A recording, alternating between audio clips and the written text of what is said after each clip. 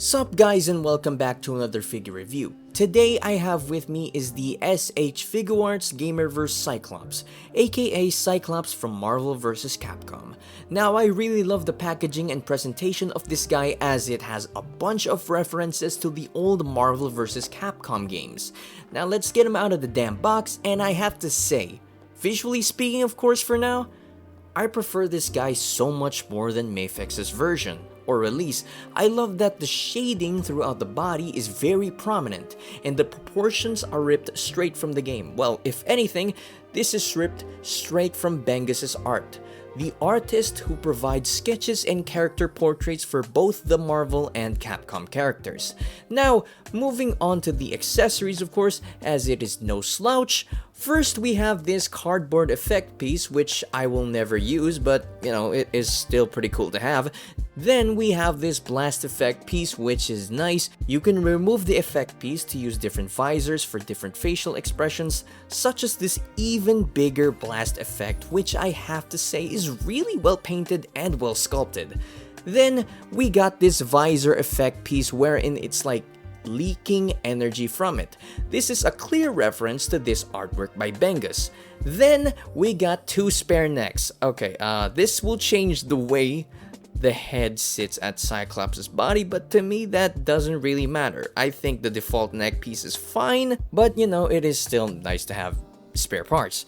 Then we get a generous amount of hands. First we got this open splayed out hand, which is very nicely sculpted and painted even though it's just yellow. Then this nice grabby hand.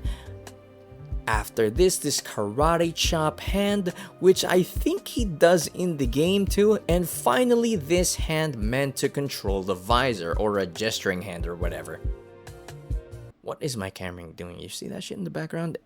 Anyway, switching the necks are relatively simple. Just remove the neck and the head and did anything change? Did the way the head sit change? Okay, let's just... Maybe this other neck will have a really big effect on the head, and seriously, what the hell changed? I can't tell. Do these neck pieces even do anything? Well, anywho, let's just move on to the articulation. Firstly, I am using the default neck piece, and his head can move up that far, and holy hell, he can look down a lot, which is really... and okay, side to side is very good. Of course, you can rotate and let's just put this back. You can rotate the neck around. The arm, without rotating it, can go up to that far, which is not that much. There is a swivel, and of course, you get a double jointed elbow. Wrist joint is a wrist joint. And of course, you can get a full rotation for more range. The butterfly joint is pretty, well, it's alright. It's nothing special, but you know, it's pretty good still. The torso can go back that far, which is kinda disappointing. That's not that much. Going forward is even more disappointing. Yeah, it's not much, but still. The leg can move forward that far, can move back insane range, can do the splits easily. And of course, there is a leg swivel. Let's put the torso back. Knee bend is pretty good. Ankle rocker, toe hinge, moving forward and back. It's all pretty good except for the torso, which kinda sucks. I've heard that you can modify the torso piece with like a third party or something joint, which is pretty cool, but yeah, it is still pretty disappointing that the torso piece barely has any movement. Okay, so for size comparison though, you got him next to your standard Mafex, which, you know, he does scale well with. Then you got this, if you want to do some NBC stuff, Storm Arena Ryu. I wish Storm would like release an accessory pack or something for both him and Ken, cause he barely comes with anything, but I digress. Maybe, hopefully, in the future.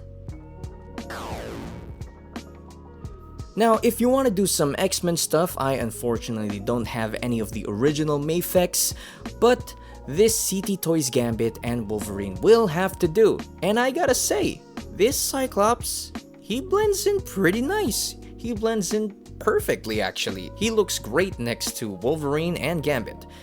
Okay, so overall, SHF, they knocked it out of the park on this one, minus the torso. That's a bit of a disappointment.